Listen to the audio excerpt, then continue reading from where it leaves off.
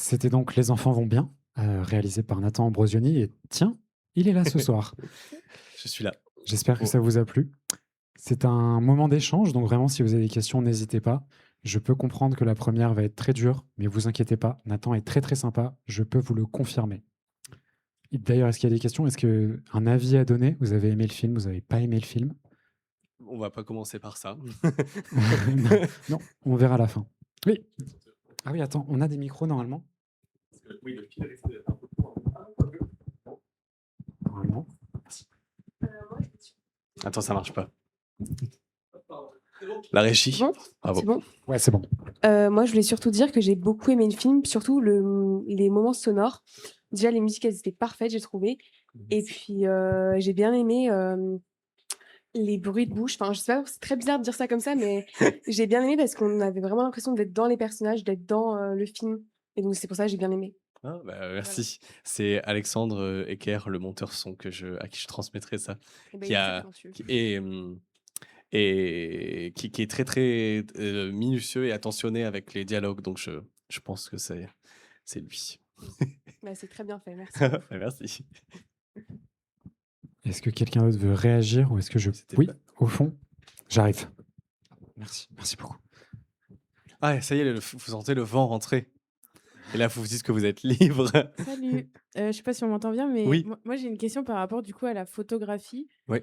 Comment tu as travaillé avec, le directeur, enfin comment tu as communiqué avec lui et tout? Voilà. C'est Victor Séguin, le chef opérateur. C'est un super humain, je l'adore. Il était très, très attentif. C'était pas le chef opérateur de mes 2 premiers films, donc c'était tout nouveau, mais justement, j'adorais Raphaël qui avait fait mes 2 premiers films. Humainement, il était super, mais j'avais l'impression qu'on s'était peut-être enfin qu'on s'était un peu enterré dans notre relation de travail justement et qu'il y avait moins de challenge et j'avais envie de quelqu'un qui me rentre un peu dedans avec mon découpage et tout. Et ben, on a passé beaucoup de temps en amont tous les 2 à découper le film. Là où avant je le faisais tout seul, maintenant je le faisais avec lui. Comme ça, en fait, je lui disais à voix haute mon découpage. Donc, je veux un plan large dans cette scène, je veux machin. Et lui me questionnait à chaque fois sur pourquoi tel plan. Et je lui avais dit que je voulais un film quand même plutôt en distance avec les personnages justement qui rajoutent pas trop d'empathie et qui surenchérit pas trop le drame qu'ils sont en train de vivre et justement le filmer de façon assez, assez calme en fait. Je voulais un film qui bah, vous l'avez vu, ça crie pas beaucoup. C'est très, très calme alors qu'il leur arrive des choses, très intenses. Mais parce que dans la vie, j'ai l'impression qu'on est quand même enfin, on n'essaie pas d'avoir un Oscar quoi, donc on crie pas, tout le temps, normalement. Mais, bref, du coup, on en parlait beaucoup jusqu'à ce qu'il ait un accident de scooter et qu'il ne vienne pas au rendez-vous et qu'il finisse à l'hôpital. Donc ça a un peu compromis la prépa et après finalement, on s'est retrouvés sur le plateau et avec lui un bras, en moins, enfin il avait un bras en moins, un bras dans le plâtre et une main il avait le bras gauche dans le plâtre et la main droite dans le plâtre, donc c'était vraiment assez intimidant pour lui et pour le film. Mais heureusement, le film est que sur pied, donc ça allait. Bref, et on a continué nos discussions sur le. Oui, je sais pas pourquoi je vous raconte tout ça. On a continué nos discussions sur le plateau et à chaque fois, il était quand même. Je l'adorais, il me questionnait toujours. Et quand moi, j'avais des petits moments de faiblesse, de bon, bah, je sais pas si ça marche en plan large, faut peut-être se rapprocher finalement. Après plusieurs prises, il me disait, mais non, mais tu l'as toujours pensé comme ça. Alors, il me poussait vraiment dans mes retranchements à ne pas aller chercher la sécurité et bon, bah, finalement faire un plan serré, on choisira au montage. Il me disait: «Mais choisis là sur le plateau» et du coup, j'affirmais des choix et après au montage, je me disais: «Merde, j'aurais dû faire un plan serré». Mais justement non, parce que en final, j'étais content qu'il me force à ça parce que ça me forçait à respecter la grammaire que j'avais imaginée pour le film. Donc c'était vraiment un allié. C'était un allié, ferme, mais ce sont les meilleurs alliés. Un allié intransigeant. Et pourquoi tu as choisi de faire le montage, du coup? De faire le montage du film, parce que j'adore le montage. Vraiment, je trouve ça trop bien comme moment. En fait, j'aime bien être seul quand même globalement et c'est trop bien d'être sur le tournage avec l'équipe et c'est vraiment un moment de joie, pour moi, c'est vraiment les vacances, un tournage. On est en train de créer, il y a une émulsion et je travaille avec des gens vraiment chouettes et qui sont très, très investis. Mais j'aime bien avoir un moment tout seul avec le film et avec les images et j'ai l'impression que, ouais, au montage, et moi là, j'étais pas seul, j'avais une assistante pour la première fois qui s'appelait Juliette Lévesque, qui est formidable et qui m'a vraiment, énormément accompagné. parce qu'à la base, une assistante monteuse, c'est plutôt quelqu'un qui est très technique et qui va faire des tâches plutôt techniques. Mais là, comme elle aimait trop le film aussi, et ben, elle restait, une fois qu'elle avait fini, au lieu de partir chez elle, elle restait avec moi et puis je lui montrais des séquences et on discutait beaucoup. Donc j'étais pas si tout seul. Mais, mais j'adore voilà, en fait, j'ai commencé quand je faisais des films adolescents, j'avais pas le choix que de faire le montage et j'ai adoré ça et c'est vraiment c'est pas par défaut, mais c'est vraiment un endroit où je me sens trop bien et que j'adore et et j'ai un problème pour déléguer les tâches. Mais ça, j'en parlerai avec ma psy plutôt qu'avec vous. Enfin, elle le sait déjà et du coup, bah, voilà, j'ai trop de mal.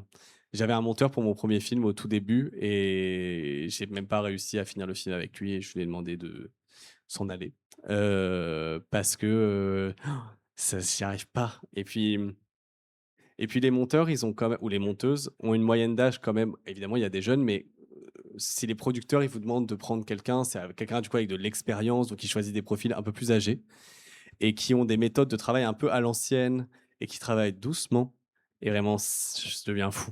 Enfin, on faisait des consultations justement où il y avait une monteuse trop géniale qui est venue pendant 3 jours, travailler sur le film et être à côté d'elle, assis à rien faire, je devenais fou. Enfin vraiment, je la regardais et je me disais: «Mais là, clique sur la souris» et elle juste c'est sa technique, c'est normal, on a des techniques différentes, c'est pas que c'est bien enfin et voilà, donc pour ma santé mentale, il faut que je monte le film.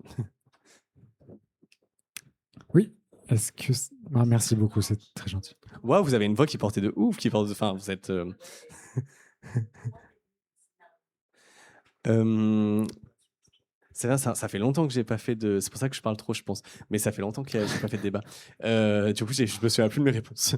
Heu, mais en fait, en 2019, j'ai compris qu'on avait le droit de disparaître en France et enfin, c'était par hasard, j'allais voir une amie jouer, à Avignon dans un festival enfin, au festival de théâtre, quoi et il y avait une pièce qui parlait de ça que j'ai pas vue, mais il y avait marqué «disparition volontaire» en gros sur un tract par terre et je comprenais pas ce que c'était. J'ai compris que c'était un terme sociologique qui parlait de ces 15 000 personnes chaque année qui choisissent de disparaître et ça m'a mis un peu en colère et en même temps, ça me fascinait et j'étais très, très attiré par le sujet, quoi. Je faisais beaucoup de recherches. Au final, j'ai fait un autre film entre-temps qui s'appelle Tony en famille, mais ça m'a pas quitté et je me suis dit: «Bon, bah, si c'est toujours dans ma tête et si ça m'intéresse toujours autant, c'est qu'en fait, ça résonne personnellement et j'ai compris que, bah, effectivement, ça parlait de ma mère et son rapport à sa maternité, de ma sœur qui était partie en voyage et qui n'était jamais revenue. Fallait pas aller chercher très loin pour comprendre le rapport avec les disparitions volontaires. Mais et voilà, en fait, mais du coup, tout ça s'était passé en 2019 et j'avais un peu de recul sur ces événements. Enfin, j'avais grandi un peu et donc je pense que je regardais ma famille avec un peu plus de distance et un peu moins d'émotivité. Enfin, voilà, je me disais: «OK, je pense que c'est le moment de faire un film, très intime finalement» et et c'était trop chouette de le faire.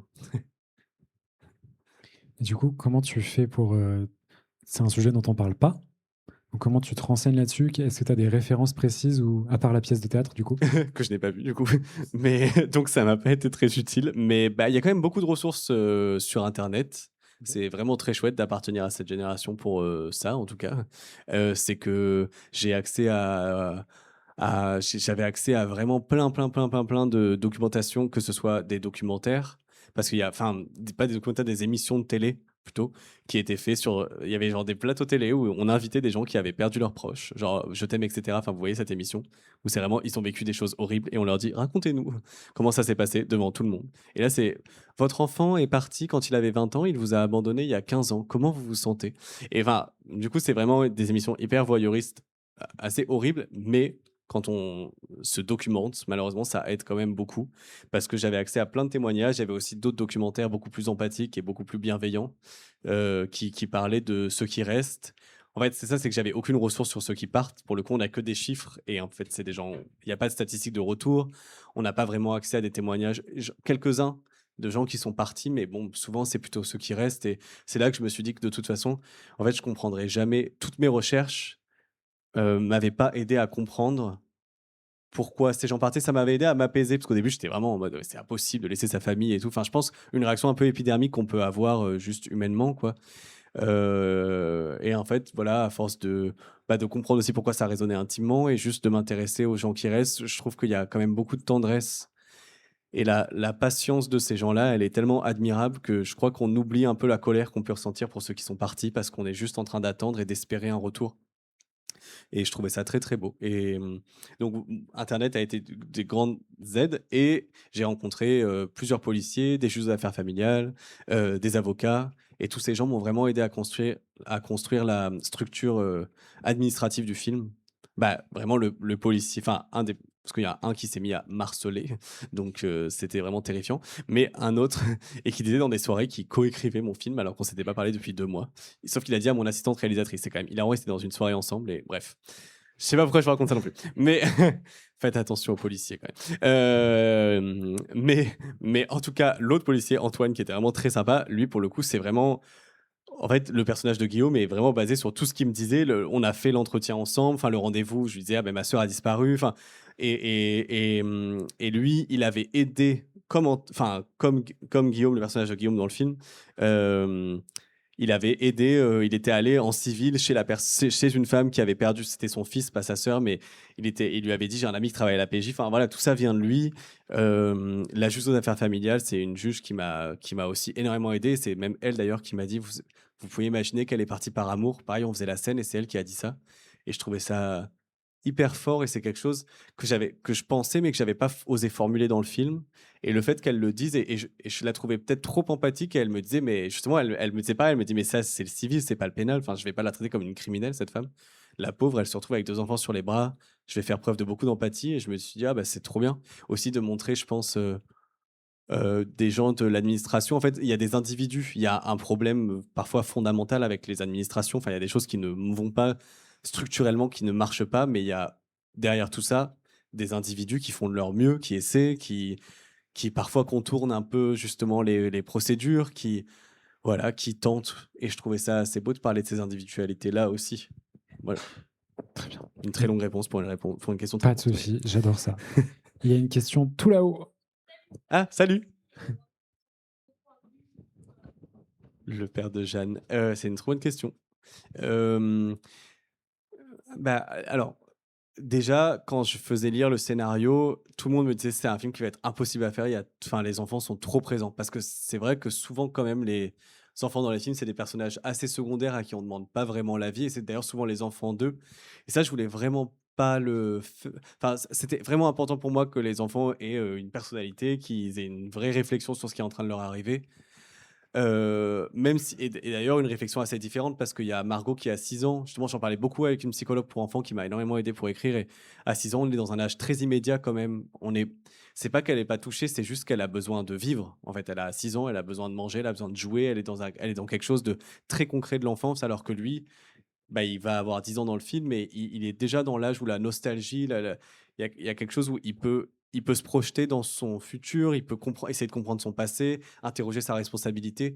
Ils ont vraiment 2 âges très différents, et ça, c'était important pour moi de le montrer dans le film, où on a parfois l'impression que Margot, elle est pas touchée ou moins touchée, mais en fait, c'est juste qu'elle a pas le même âge et qu'elle a pas les mêmes ressources psychologiques pour comprendre exactement les enjeux de ce qui est en train de lui arriver. Et, et d'ailleurs, c'était vraiment les discussions qu'on avait avec Nina qui avait 5 ans, qui joue Margot, et Manoa qui avait 11 ans, mais du coup un peu plus que. Enfin, et je voyais qu'ils avaient des interrogations tellement différentes sur le film et qu'ils n'étaient pas du tout au même endroit de réflexion. Enfin bref. Mais c'est vrai que moi, Enfin, j'avais presque envie de faire un film que sur eux. Mais la réalité du cinéma français en ce moment, c'est qu'on finance pas. Déjà, si on n'a pas de tête d'affiche, c'est vraiment très très dur là de faire des films. Ben, on en parlait à table et tout. Enfin, c'est vraiment ça, c'est critique. Et ben, j'aime trop faire des films. Et j'avais trop la flemme qu'on me dise que je puisse pas faire de film parce que j'ai pas de tête d'affiche. Et puis j'adore Camille et j'avais trop envie de retravailler avec elle. Donc c'était assez naturel d'imaginer de l'espace pour son personnage. Mais c'est vrai que oui, quand je faisais déjà lire le scénario à mon producteur, à mes collaborateurs et tout, ils étaient en mode, on n'arrivera jamais à faire jouer à des enfants autant de trucs. Alors que pour nous, ça nous paraît peut-être pas énorme, mais vraiment, il y a un dicton dans le cinéma qui dit, et ce qui est vraiment horrible, c'est pas d'enfants et pas d'animaux. Ce qui est horrible pour les enfants. Enfin, vraiment, c'est pas des animaux. Mais c'est vraiment une légende. C'est 2 choses qu'il faut éviter. Et je trouve ça complètement fou parce que moi, j'ai adoré travailler avec des enfants et c'était trop bien. C'est vraiment des gens. Ouais, franchement, ils étaient super, ils étaient trop investis. Et puis, en fait, c'est des êtres intelligents. Les enfants, c'est pas des chiens, quoi. Même les chiens sont des êtres intelligents. Mais en tout cas, Enfin, finalement, c'est sur le plateau que je me suis dit, putain, on aurait pu en fait aller plus loin, mais on m'a vraiment dissuadé. Et on m'a fait enlever un peu des choses en financement, mais par bienveillance, pas pour me brider, juste pour me dire, ça va être très compliqué, c'est très dur les enfants acteurs et tout. Et c'est vrai que je pense que souvent, quand même, j'entends pas des super expériences parce que bah, Nina, la pauvre, elle a 5 ans, quoi. Elle est même pas censée être là sur un plateau de tournage et ça aurait tellement pu mal se passer. Là, on a eu de la chance et on avait une équipe super et moi, je m'entendais trop bien avec elle et c'était trop chouette et elle avait envie d'être là. Mais c'est vrai elle l'a fait qu'une seule fois et elle avait le droit de le faire. Bah, elle a dit non, c'est bon, j'arrête, je tourne pas. Et on est en mode, bah, c'est-à-dire que là, la journée coûte 100 000 euros, donc. Sauf qu'elle, elle a 5 ans, elle est en mode, mais qu'est-ce que je m'en fous, je sais même pas ce que ça veut dire 100 000 euros. Enfin, elle est en mode genre, non. Et moi, c'était la scène de la station-service, en plus à côté de l'autoroute. Et elle était en mode, je ne monterai pas dans cette voiture. Et, et on lui disait, bah là, Nina, il y a Juliette, c'est son premier jour. Enfin, en fait, tout argument raisonnable n'est pas raisonnable pour un enfant de 5 ans qui a juste envie de faire sa vie, quoi. Et c'est normal. On peut pas lui en vouloir. Et heureusement, elle l'a fait que là. Et du coup, bah, on a juste attendu. Et sauf que les enfants ont que 3 heures de temps légal de tournage sur un plateau. Et 3 heures, c'est vraiment le minimum pour tourner une scène. Donc, c'était vraiment très stressant. Enfin, on était vraiment, bon, bah, on va devoir revenir dans cette station de service horrible. Euh, Bref, donc, je comprends pourquoi on m'a dissuadé, même si moi, j'ai eu beaucoup de chance et que c'est des enfants géniaux et qu'ils ont été extrêmement tolérants et qu'ils ont été extrêmement enthousiastes. Mais en vrai, oui, je conseillerais pas non plus d'écrire parce que aussi, il faut leur laisser leur monde à eux, quoi. C'est des petits et c'est pour ça aussi dans le film d'ailleurs que je voulais pas qu'ils soient vraiment confrontés. En fait, ils vivent des scènes dures, le téléphone et tout, c'est des scènes plutôt dures, mais sinon pas non plus tant que ça. Mais aussi parce qu'il y a une réalité, c'est qu'on travaille avec voilà des gens. Enfin, pour vous, c'est des personnages de fiction, mais Nina, c'est une vraie petite fille de 5 ans qui, d'un coup, on lui demande de s'interroger sur le potentiel départ d'une fausse mère fictive. Enfin, c'est quand même bizarre, en fait, de mettre un enfant dans cette situation. Quand on y pense, c'est pas normal. Donc, on le fait parce que c'est trop cool, les enfants au cinéma, et c'est très bien, et ils ont adoré faire ce film. Mais en soi, je pense que c'est chouette quand même de pas les mettre dans des situations trop bizarres. Donc, c'est vrai que même dans la baignoire, par exemple, il y a pas d'eau et elle est habillée et on filme exprès parce que, bah, elle aurait pu, elle s'en foutait, mais en même temps, bon, bah, c'est bizarre qu'elle soit toute nue devant plein d'adultes, qu'elle connaît pas, devant et c'est même elle d'ailleurs, justement, elle qui en avait pas trop conscience à un moment, quand elle a compris le tournage, elle était en mode: En fait, la baignoire, ça va se passer comment?» Et en fait, on s'est voilà, d'un coup, elle crée un surmoi parce qu'elle est entourée d'adultes, donc même ça, on se dit: «OK, bon, en fait, ouais, faut peut-être pas faire trop ça avec des enfants, faut les laisser tranquilles». Ouais, ils l'ont vu et ils ont trop aimé. Ils l'ont vu genre 5 fois. Mais d'affilée, hein. On était dans un festival où en fait il y avait une projection par jour pendant une semaine. Et donc moi, c'était mon travail d'être là pendant tout le festival. Et eux, ils étaient venus, ils devaient venir qu'un soir et repartir. Et finalement, ils ont demandé à leurs parents de rester et ils ont vu le soir, le lendemain matin. Donc ils l'ont vu le soir à 20h, le lendemain matin à 10h du matin, le soir même à 19h. Et en fait, ils étaient en mode waouh! Parce que ça les faisait beaucoup rire. En fait, c'est ça, c'est qu'ils Nina, franchement, ce que raconte le film, je crois qu'elle a toujours pas vraiment exactement compris. Enfin, elle a compris, elle est pas débile, mais juste, bah, ça la concerne quand même un peu moins parce que sa réalité n'est pas du tout celle-là. Et puis voilà, à 5 ans, je sais pas si vous imaginez regarder Les enfants vont bien. Moi, ça m'a vraiment fait chier. Enfin, genre, pas du tout aimé regarder ce film. Et elle, comme elle est dedans, mais du coup, c'est très bizarre de vivre une projection avec eux parce qu'ils rigolent beaucoup. Et c'était la première fois qu'on montrait le film et ils étaient là. Et vraiment, je me disais, bah, c'est foutu. Parce que la scène du téléphone, c'était en mode, tu te souviens quand on a acheté le téléphone dans la salle et alors que les gens étaient en train de pleurer ou quoi et j'étais en mode enfin c'est un cauchemar et en même temps c'est trop mimi parce qu'ils se voient à l'écran, ils trouvent ça trop drôle et ils se remémorent parce que par exemple la scène du téléphone, Nina, ça n'a créé aucun trauma, enfin vraiment on faisait que du perroquet à ce moment-là, donc c'est-à-dire qu'elle a même pas besoin d'apprendre son texte, c'est moi qui dis le texte et elle a juste besoin de le répéter. Comme ça, elle a pas besoin de s'investir trop émotionnellement. C'est vraiment un travail de mime. Elle doit imiter mon intention et pas vraiment la ressentir, mais juste imiter le son de ma voix et le ton que je prends et l'intonation. Voilà, donc c'est assez concret. Donc comme ça lui permet d'être extérieure à la scène. Donc vraiment, elle s'en foutait complètement que ce soit sa mère ou pas au téléphone. Quand on coupait, elle était genre trop drôle, t'as vu, j'ai redit comme t'as dit. Donc, et son moment préféré, c'était évidemment de jeter ce téléphone par terre. Et elle n'attendait que ça. Vraiment pendant. C'était à la moitié du tournage. Et pendant tous les jours jusqu'à cette scène, tous les jours, c'est demain le téléphone ou. Et elle disait non, c'est plus tard. Et le jour où c'est arrivé, elle a cassé 9 téléphones fixes. Enfin, vraiment. Elle adorait. Enfin, elle était en mode, je casse ce téléphone. Et sa mère, à chaque fois qu'il venait, qui disait Nina, c'est pas à la maison, ça. Hein. Et de toute façon, je pense qu'elle n'a pas de téléphone fixe, mais vraiment, enfin, pour eux, c'était un grand jeu quand même de faire ce film. C'était vraiment un terrain de jeu. Même, enfin, il y a vraiment Manoa quand il court, lui, il adore les cascades. C'est un petit garçon de la campagne et tout, de la nature. Il vit dans la forêt, au fin fond de la Savoie. Donc là, pour lui, courir dans la scène du chant, il n'y avait pas d'enjeu émotionnel de oh là là, ils étaient en mode trop bien, je vais courir et en mode est-ce que je te course Camille et tout. Enfin, bref, du coup, quand ils ont vu le film, juste ils étaient morts de rire. Mais du coup, si tu veux pas les investir émotionnellement pour pas les traumatiser, tu as bien raison. Comment tu fais pour bah, nous, enfin, parce que nous, le regard de Manoa, il a quand même quelque chose. Est-ce que c'est une consigne que tu lui donnes ou est-ce que c'est Bah, il a juste des yeux un peu tristes, Manoa. ok. Enfin, en fait, non, mais c'est là aussi où c'est le casting. Enfin, non, mais après, j'enlève aucun de son talent parce qu'il est trop fort et il a Ouais. une concentration exemplaire. En fait, quand je dis ça, enfin, c'est un vrai talent de réussir à reproduire. Enfin, c'est comme si moi, là, je te disais, répète après moi et que tu dois répéter exactement la façon dont je le fais. En vrai, c'est hyper dur. C'est dur. Et ça, ils sont trop forts. Et il y a des acteurs plus techniques et des acteurs plus émotifs. Camille, elle a vraiment besoin de se mettre dans le personnage, elle a besoin de le comprendre. Elle me pose 45 000 questions sur qu'est-ce qu'elle a mangé à midi. Je suis en mode, franchement, je sais pas. Enfin, c'est pas ça qui va la faire plus pleurer ou pas. Elle est en mode, bah si, parce que j'ai peut-être mal au ventre à ce moment-là. Je suis en mode, pas. Et je dis, je sais pas, Camille. Mais donc, et c'est normal parce qu'elle a la distance nécessaire et l'âge nécessaire pour prendre du recul sur ce qui est en train de lui arriver. Et quand on coupe, elle sait que c'est pas elle. Mais Nina, c'est sûr qu'il y a quand même, quand on coupe, bah, si elle est trop investie, elle a quand même un petit trouble, ce qui n'est jamais arrivé du coup. Sauf à la scène de la baignoire, peut-être, où elle, quand même, elle doit crier pas mal fort. Et en même temps, je me souviens d'une prise où à la fin, elle vient me voir. Donc, elles font la prise, et ça, c'était bien avancé dans le tournage. Elle avait bien compris comment ça se passait. Et elle fait la prise et tout. Elle avait vu Camille me dire que parfois elle était pas fan. Et elle vient me voir, elle est en mode, elle est pas bonne, celle-là, faut la refaire. Et je me suis dit, c'est génial. Genre, ça devient vraiment une actrice. Et elle se regarde faire. Mais, mais non, le casting, j'avais une super directrice de casting, Sophie Nenetodovic, on a vu plus de 500 enfants pour trouver Nina et Manoa. Parce que déjà, il fallait voilà, trouver des enfants qui avaient envie d'être là, c'est quand même important. Et il y en a beaucoup qui sont là parce que leurs parents veulent qu'ils soient là. C'est vraiment beaucoup, genre 300 sur 500, où on leur dit pourquoi t'es là et ils sont en mode bah, parce que ma maman elle m'a dit de venir.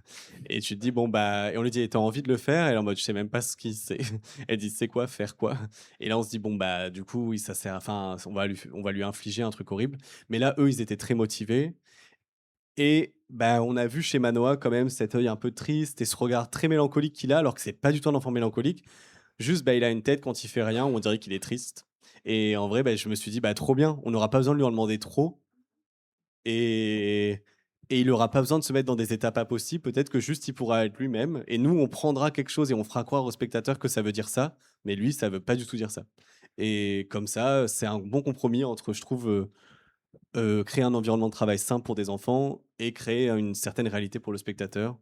Parce que tu vois, il y a des tournages, par exemple, où ils disent à leur enfant, un film qu'on connaît tous, où ils ont dit à un petit garçon qui doit pleurer, genre ta mère s'en va et elle t'abandonne, dans la vraie vie. Et du coup, l'enfant est en train de pleurer ses morts, enfin, il est en train de tomber en mode ma mère s'en va.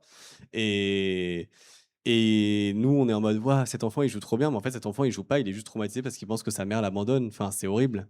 Et je crois pas du tout que c'est une façon de faire des films. Enfin, vraiment, je pense que c'est pas du tout, et on en entend vraiment tout le temps. Genre, le frère de Nina, il est comédien un peu plus grand, et il a travaillé avec un réalisateur qu'on connaît tous aussi. Et vraiment, il travaillait 9 heures par jour, alors que c'est 3 heures normalement pour un enfant. Même c'est 8 heures pour des techniciens, hein. Enfin, c'est pas normal, même enfin, de travailler 9 heures, hein, même quand on est adulte, mais sur un plateau de cinéma. Mais du coup, il travaillait ouais, 9 heures par jour, et il était complètement manipulé. Et faut le voir, hein, le frère de Nina. Enfin, on voit qu'il est passé par ce tournage. Enfin, c'est un enfant on sent qu'il a vécu quelque chose qu'il aurait pas dû vivre, quoi. Et voilà. Bref, du coup, Manoa, par exemple, quand il pleure à la fin, il pleurait vraiment et en même temps pas vraiment. Parce que justement, j'étais à côté de lui, j'étais assis à côté de lui sur le lit et on mimait les pleurs. Enfin, tu vois, on faisait. Je lui disais, ok, frotte tes yeux. Et il a tout le temps le nez bouché, Manoa. Donc, il a tout le temps plein de morve dans son nez. Et du coup, Super. du coup, c'est trop bien parce qu'on dirait enfin, en fait, lui, au lieu que ça fasse ça, lui, ça faisait un vrai truc de morve dégueu. Donc, ça faisait les pleurs. Et du coup, je lui disais, passe ta main devant tes yeux. Et en fait, à force de le mimer, il se met dans le truc. Donc, il est un peu en mode, ah, ok. Et surtout, il était d'accord pour dire, parce que Manon, la coach enfant, qui leur faisait apprendre le texte, elle lui avait dit: «Est-ce qu'il y a un truc, est-ce qu'on a le droit de te dire un vrai truc pour te rendre un peu triste?» Et lui a dit: «OK, si vous voulez». Et elle dit: «Bah, alors c'est à toi de choisir qu'est-ce qui pourrait te rendre triste, c'est pas nous qui allons inventer». Et son chien était mort, genre juste avant, enfin 1 an avant le tournage, son chien qu'il aimait beaucoup. Et c'est lui qui a dit: «Bah, vous avez qu'à parler de mon chien». Sauf que c'était ma responsabilité de dire: «Ton chien est mort». Enfin, c'était horrible. Manon, elle vient me voir, elle me dit: «Il faut que tu dises que son chien est mort». J'étais en mode: «Mais je vais pas du tout dire ça, quelle horreur». Elle est en mode: «Il est d'accord, c'est lui qui a demandé à ce que tu dises ça, s'il doit pleurer». Et moi, j'étais à côté, assis sur le lit avec mon petit combo. J'étais en mode: «Ton ch ton ch ton chien». et et j'arrivais pas à le dire et ça, du coup, ça le faisait rire, donc c'était contre-productif. Donc j'étais en mode: «OK, on arrête cette technique». Et du coup, on a juste discuté et en fait, je lui ai dit: «Bah, là, c'est la fin, c'est le dernier jour de tournage et après c'est fini». Et ils étaient très et c'était vraiment sa dernière scène, c'était son dernier plan.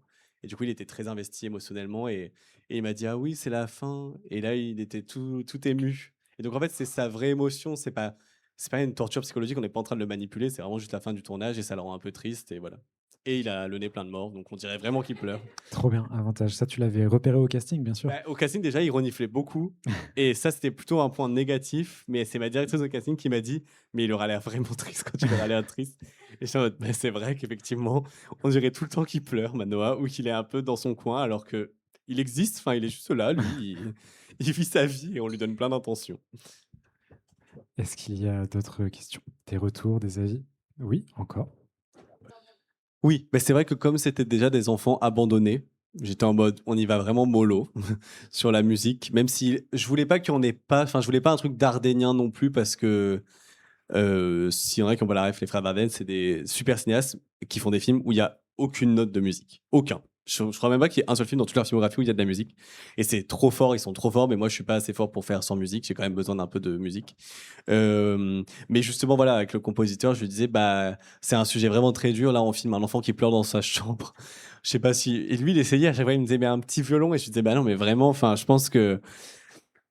Enfin, c'est un petit bout de chou qui est en train de pleurer sa maman. Je pense que on n'a pas besoin d'en rajouter encore plus. Et d'ailleurs, avec la mise en scène aussi, je disais, on laisse la caméra au pied, assez large. On n'a pas besoin d'aller chercher ses larmes et tout, machin. D'ailleurs, il se cache et il baisse la tête et on le voit pas vraiment. Mais, en fait, j'avais une playlist de musique déjà assez précise que j'avais mis sur le film et c'était de la musique c'était plutôt de la musique classique.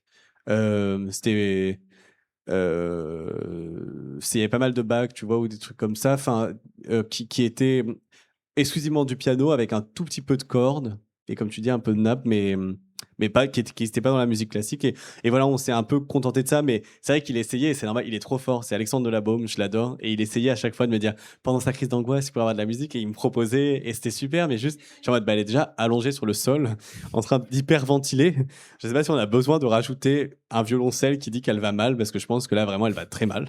Euh, donc, on cherchait un peu ces moments-là, et en même temps, bah, j'ai conscience que c'est un film qui prend quand même son temps et qui a un rythme très particulier. Ça, c'était vraiment, je voulais qu'on ressente l'attente et qu'on ressente ce que c'est quand il nous manque quelqu'un et que le temps se distord. Ça, je voulais vraiment qu'on le ressente. Mais en même temps, bon, bah, il fallait quand même trouver le juste milieu pour engager un peu le spectateur émotionnellement. Donc voilà, c'était tout ça qu'on cherchait.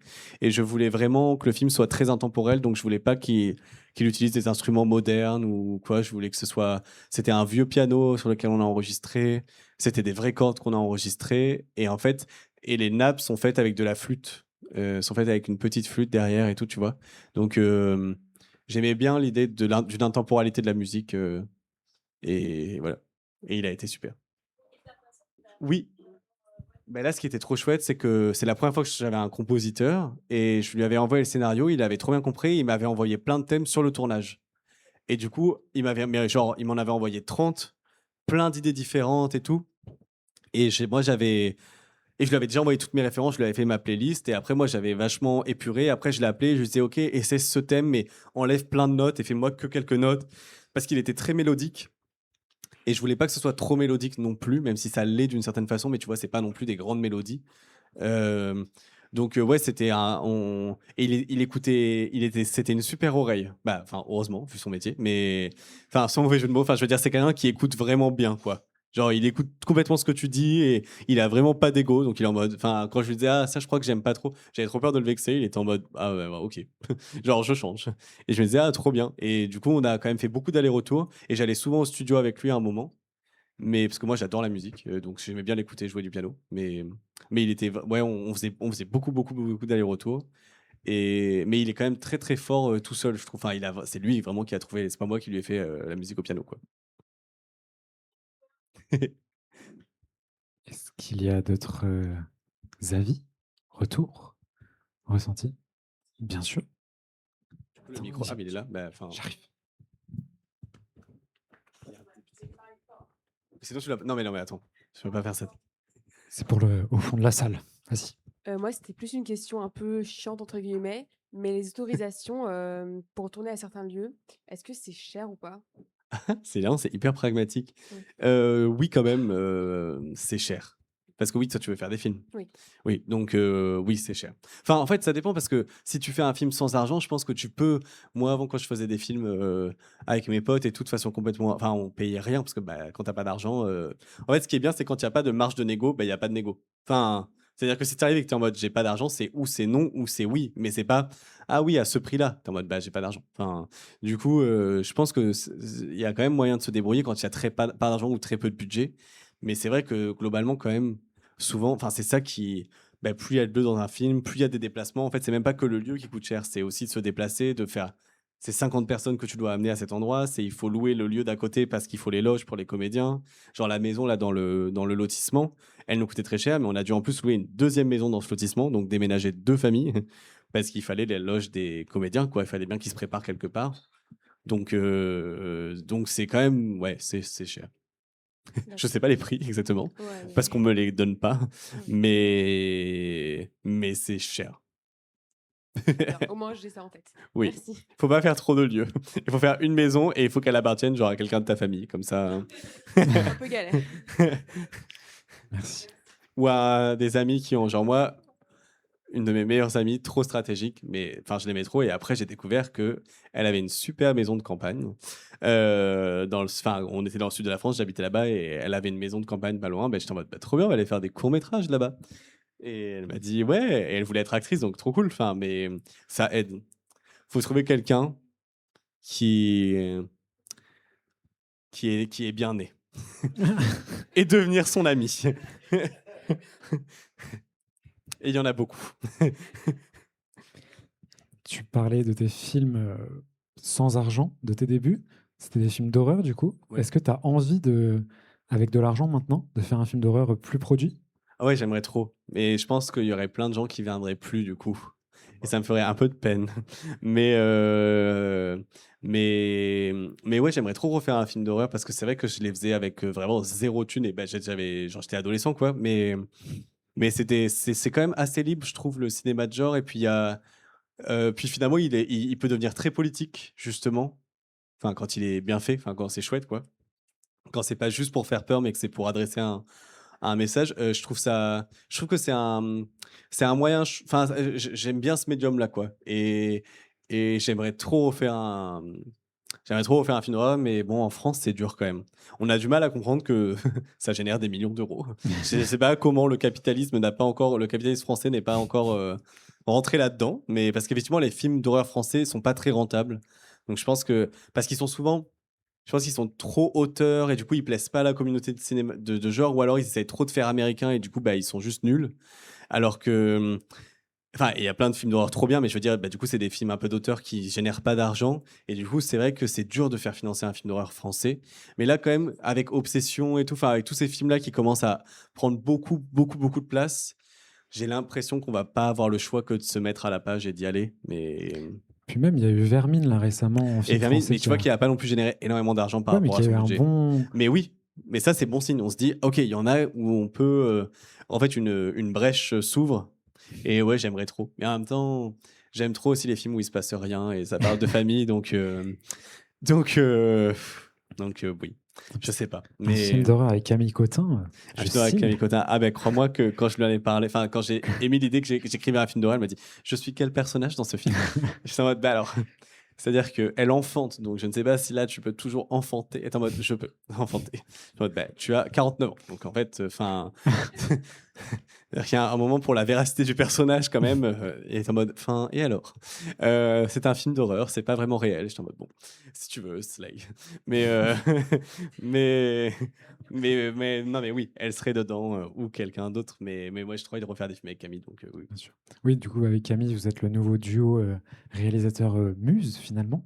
Ah non, mais pas Muse. Bah si, Non, pas Muse, parce que pardon. il y a un truc un peu enfin, j'ai l'impression du coup qu'elle est très passive de ça, alors que enfin, c'est grâce à elle que je fais que j'ai fait Tony en famille aussi dans un sens. Enfin, sans elle, j'aurais pas pu financer le film. Enfin, c'est pas une meuf qui reste assise sur un tabouret et moi je suis un vieux mec un peu libidineux qui l'a faim, quoi, tu vois. C'est pas Genre, comme ça que je l'imaginais quand je l'ai dit. mais le mot muse Oui. évoque un peu ça. Une meuf un peu prisonnière d'un vieux peintre dégueu où elle est un peu en mode je sais pas ce que je fais là. Et alors que là, Camille, quand même, elle sait vraiment ce qu'elle fait là. Et non, c'est une collaboratrice et c'est Très bien. vraiment une sœur de cinéma, quoi. Enfin, on s'est trouvés, je l'adore et c'est une humaine formidable, vraiment. C'est quelqu'un de trop bien et qui m'a énormément soutenu. Et justement, oui, franchement, je sais que Tony en famille, si elle avait pas dit oui, j'aurais eu tellement de mal à le faire sans elle parce que bah, c'est comme ça, en fait. Voilà, encore une fois, c'est les têtes d'affiche qui financent, c'est pas les réalisateurs. Donc, enfin, je pense que quand on a atteint un certain statut, on peut se permettre de faire. Et j'ai trop hâte, j'espère un jour avoir fait suffisamment de films où je peux faire des films avec plein de jeunes et qu'on me dise, bah vas-y, fais-le et qu'on me fasse pas chier. Mais en tout cas, au moment de Tony, et là, c'était pas le cas. Et vraiment qu'elle accepte, elle m'a fait un cadeau énorme. Et enfin, et c'est un cadeau pour elle aussi. Mais je veux dire, on se donne chacun quelque chose. Donc c'est vraiment une sœur de cinéma. Bien sûr, pardon. Non, non, t'inquiète. Mais parce que je veux pas qu'elle se dise que c'est ma muse. Non, mais c'était pour alambiquer la chose, Si elle excuse-moi. entend de Paris, Bah, on sait jamais. d'ailleurs, elle arrive juste là. Ah non. Une autre question? Ah oui, bien sûr. Bah, plein. Hors Camille Cotin. Manoa et Nina.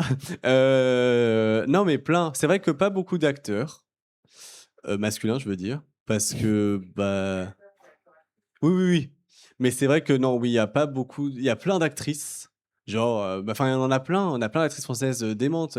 Enfin, pour les identifier, il y en a plein de non identifiés aussi qui sont. Et des jeunes qui arrivent trop bien. Mais des identifiés, genre, bah, Marion Cotillard. Qui est une immense actrice, Virginie Fia. Enfin, en fait, toutes, je les trouve toutes trop bien. Toutes celles qu'on a, elles sont trop bien. Et après, c'est vrai que les acteurs, bon, on a Vincent Cassel, quoi. Moi, ça m'attire pas des masses. Donc, globalement, je ferai des films avec des femmes, je pense, pendant un petit moment. Mais, enfin, si, il y a Louis Garrel, qui est super. En fait, on avait Gaspard Ulliel, qui était trop génial, et c'était trop mon rêve de travailler avec lui. Et malheureusement, bah, il est mort. Donc, mais je pense que j'aurais trop. Enfin, il me fascinait pour le coup, Gaspard Ulliel. Il avait vraiment quelque chose de tellement fort et de tellement ambigu et une masculinité qui était pas du tout justement. Enfin, qui essayait de rien nous prouver, quoi. Je trouve que c'était vraiment trop bien. Et bon, bah, on l'a perdu. Et je pense qu'on a vraiment perdu le meilleur acteur de sa génération. Mais bon, on va pas le ramener auprès des vivants. Mais c'est pas grave, je ferai des films avec genre Léa Seydoux ou Camille Cotin. Pourquoi pas? Ou Juliette Armanet. Enfin, j'avais trop envie de travailler avec Juliette. Oui. Il y en a plein, plein, plein. Un autre tour, un autre avis? Vous avez peut-être chaud aussi, non? Oui, bien sûr. La Alors. question, c'était sur les miroirs, et tu peux la répéter peut-être. Non, vas-y, vas-y.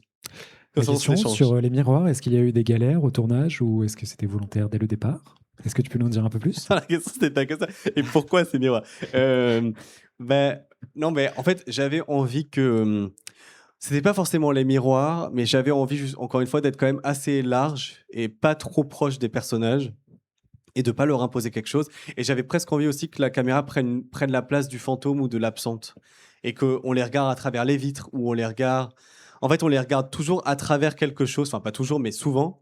Et ça nous raconte comme la présence de quelqu'un. Enfin, moi, c'est ce que ça me racontait. Quand je les filme de l'extérieur de la fenêtre et que, tu vois, du coup, on n'entend même pas ce qu'ils disent et c'est comme si c'était quelqu'un dans le jardin qui les regardait. Enfin, c'est un langage assez courant et commun dans les thrillers, par exemple, d'avoir ce POV d'une tierce personne qui est menaçante ou en tout cas.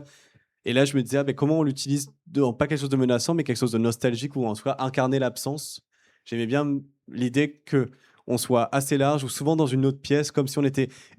En fait, c'est ou l'absente ou le point de vue aussi des enfants qui essaient de comprendre un peu ce qui se passe et à chaque fois, on leur permet pas d'avoir accès aux informations directement, donc ils doivent se donner cet accès-là, comme Manoa dans les escaliers. Et du coup, en fait, on se dit pourquoi on est de dos à Camille et Sébastien et pourquoi on n'entend rien. Et en fait, bah, c'est parce qu'on est en fait du point de vue de Manoa et il essaie de se frayer un chemin dans cette discussion. Et il doit le faire de façon discrète. Et j'aimais bien que ça raconte autant les enfants que leur mère, Suzanne, qui est partie. Et il n'y a pas eu tant de galère. Enfin, c'était quand même souvent une galère de reflets, où à chaque fois, il fallait genre 40 minutes de plus pour installer des draps noirs partout pour pas qu'on les voit. Et ma première assistante, elle me disait genre, pourquoi je ne pouvais pas mettre la caméra à l'intérieur? Je suis en mode, bah, à l'intérieur, c'est pas Suzanne. Et toi, j'en ai rien à foutre. Genre, on n'a pas le temps. et et c'était très drôle. On riait beaucoup parce qu'elle est hilarante. Elle me disait jamais j'en ai rien à foutre de façon premier degré, évidemment. Mais c'est vrai que enfin, oui, il y avait quand même une galère à chaque fois qu'on était à travers une vitre ou dehors, bah, on nous voyait, donc il fallait créer une énorme bâche. Donc, ou alors on se voyait. Mais ça va. C'était quand même, on l'avait vraiment réfléchi avec le chef opérateur, donc tout était prévu pour ça. Et puis c'est comme une réalité un peu, tu vois, il y a un plan où on voit Juliette et puis après il y a le même plan avec Camille plus tard dans le miroir et puis toutes les deux elles vivent un peu la même chose finalement et leurs reflets se joignent et elles se ressemblent beaucoup et voilà. De rien. Oui, attends, Tu veux qu'on apporte le micro? j'y vais. Attends, faut l'allumer. Mais du coup, parlant des plans, pourquoi la scène qui, moi, m'avait marqué en termes de cadrage, c'était celle de la deuxième séparation entre Jeanne et Nicole. Pourquoi l'avoir fait aussi proche, Oui. vraiment comparé à toutes les autres scènes, justement? Ben, j'avais quand même le film, au fur et à mesure, se réchauffe, même en termes de teinte, et se rapproche un peu. Il y a vraiment des plans très proches qu'on a vers la fin du film qu'on n'a jamais au début, et ça, c'était important pour moi que, au fur et à mesure, en fait, il fallait pas forcer l'empathie, mais je me disais, j'ose espérer que le spectateur va en développer lui-même, parce qu'il voit des humains. Et du coup, bah, on peut accompagner cette empathie. On n'est pas obligé de la forcer avec de la musique ou des plans resserrés, mais au fur et à mesure qu'il va s'attacher à ces personnages, on peut se rapprocher. Et bah, je les aimais trop, Nicole et Jeanne, et pour moi, elles méritaient trop d'être ensemble. C'est juste que c'était pas le bon moment et qu'elles n'ont pas les mêmes envies. Du coup, il fallait qu'elles se séparent, mais j'avais envie qu'elles aient leur moment à elles toutes les deux et un moment où elles sont vraiment ensemble, même si elles sont pas ensemble dans le cadre, elles sont tellement proches qu'on les associe, quoi. Et enfin, elles sont toutes les deux filmées en très serré et on n'est qu'avec elles et on profite que de cette tendresse. Et puis finalement, bon, bah, elle a rencontré quelqu'un, Emma. Donc la caméra prend de la distance et parce que Emma a envie de construire une famille et il faut accepter qu'en fait, il faut être avec les gens qui sont vertueux aussi pour nous. Et là, c'était pas vertueux d'être avec Jeanne dans cette situation-là, à ce moment-là de la vie de. Bref, c'est des fausses personnes. Attends. Mais en tout cas, oui, pour moi, c'était important à ce moment-là d'être dans un moment. Et c'est presque un peu le moment des adultes. Enfin, on a vraiment une conversation d'adultes où ça parle pas des enfants, ça parle pas de la sœur disparue. Et soudainement, du coup, on peut se permettre presque un autre registre. Et il y a le petit jazz en fond qui a été composé par le compositeur, qui a improvisé du jazz et tout, c'était marrant. Et alors que c'est un peu irréel, il n'y a pas vraiment de resto, il y a du jazz comme ça. Enfin, on n'est pas dans les années 80, mais en même temps, je me disais, c'est drôle qu'on soit presque dans un autre film un peu romantique. Et puis finalement, la réalité du film, c'est que non, c'est pas un film happy end où ça va être deux super mamans qui ont deux super enfants. Bah non, c'est une meuf qui a perdu sa sœur et deux enfants qui ont perdu leur mère. Donc la réalité du film, elle se niche pas là. Donc on repart sur une grammaire qui appartient plus au film quand elle lui annonce ça. Mais bon, du coup, c'est un couple qui ne tient pas. Je vois que ça te brise le cœur. Moi aussi. Mais Jeanne connaîtra mieux. Dans Les enfants vont bien 2. Dans les enfants vont bien deux.